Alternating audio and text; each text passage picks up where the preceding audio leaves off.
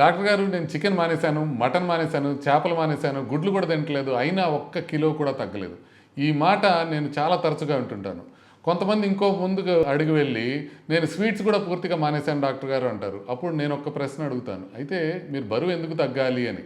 నా వైపు వాళ్ళు ఆశ్చర్యంగా చూస్తారు. ఎందుకంటే మనలో చాలామందికి ఒక పెద్ద అపోహ ఉంది.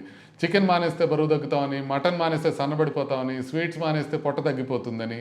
కానీ నిజమేంటంటే మీరు బరువు తగ్గేది ఏది మానేశారో దాని మీద కాదు, మీరు మొత్తం ఎన్ని క్యాలరీస్ తింటున్నారో దానిపైన ఆధారపడి ఉంటుంది.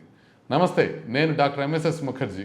మీకు ఒక చిన్న కథ చెప్తాను. రమేష్ అనే వ్యక్తి మటన్, చికెన్ అన్నీ మానేశాడు. కానీ ఉదయం 4 ఇడ్లీలు, 2 వడలు, మధ్యాహ్నం 2 గిన్నెలు అన్నం, సాయంత్రం బిస్కెట్లు, మురుకులు, రాత్రి ఉప్మా, దోశలు అన్నీ కొనసాగుతున్నాయి.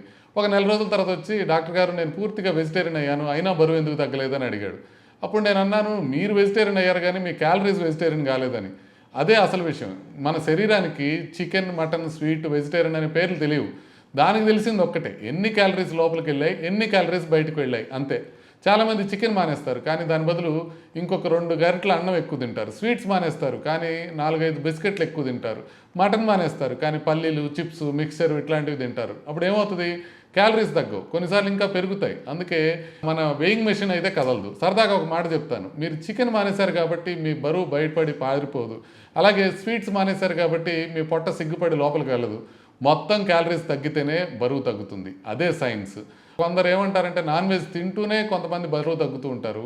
మరికొందరు పూర్తి వెజిటేరియన్ అయినా కూడా బరువు తగ్గరు. కారణం వెజ్ ఆర్ నాన్ వెజ్ కాదు, మొత్తం క్యాలరీస్ లెక్క.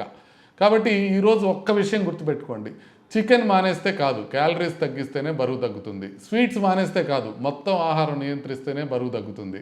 బరువు తగ్గడంలో వెజ్ లేదు, నాన్ వెజ్ లేదు, మతం లేదు, కులం లేదు. ఉన్నది ఒక్కటే, క్యాలరీల గణితం.